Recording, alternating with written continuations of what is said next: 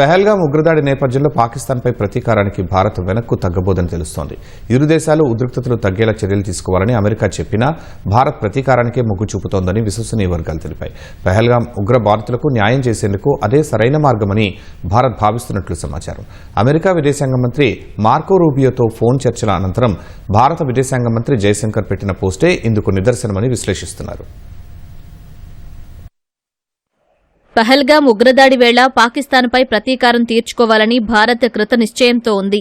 భారత్ పాక్లు ఉద్రిక్తతలు తగ్గించుకోవాలని ఐరాసతో పాటు ప్రపంచ దేశాలు పిలుపునిస్తున్న ఉగ్ర స్థావరాల నాశనానికి భారత్ ప్రతినబూనినట్లు కనిపిస్తోంది. ఇదే విషయాన్ని అమెరికాకు భారత్ తేల్చి చెప్పినట్లు స్పష్టమవుతోంది.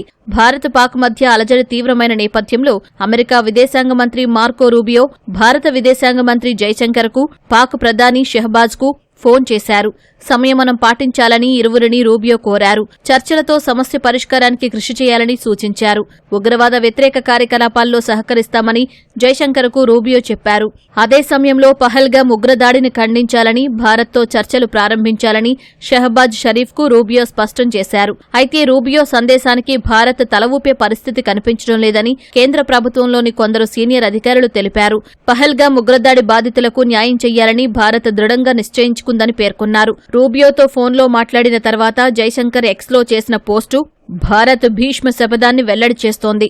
అమెరికా సందేశానికి ఆ పోస్టు సారాంశం విరుద్ధంగా ఉండటం చర్చనీయాంశమైంది. పహల్గాంలో దాడి చేసిన ఉగ్రవాదులు, వారి మద్దతుదారులు, సూత్రధారులు, వారి వెనుకున్న వారిని న్యాయం ముందు నిలబెడతామని ఆ పోస్టులో జైశంకర్ స్పష్టం చేశారు.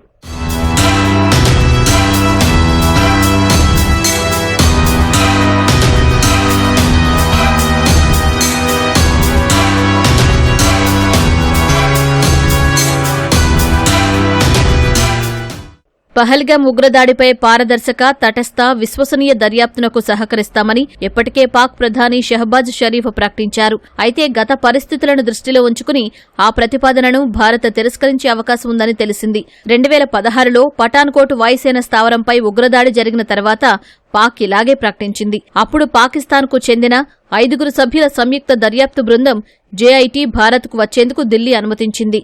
4 రోజులు పాక్ జేఐటీ బృందం భారత్లో పర్యటించి భౌతిక ఆధారాలను పరిశీలించింది. మన ఎన్ఐఏ సమన్వయంతో సాక్షులను ఉగ్రదాడి గురించి విచారించింది. అయితే ఆ దర్యాప్తు ఫలితాలను పాకిస్తాన్ భారత్తో పంచుకోలేదు. పఠాన్కోట్ బాధితులకు న్యాయం చేస్తామన్న పాకిస్తాన్ ఆ హామీని విస్మరించింది. ఆ పరిణామాల దృష్ట్యా పాక్ దర్యాప్తునకు అనుమతి ఇవ్వొద్దని కేంద్రం భావిస్తున్నట్లు సమాచారం.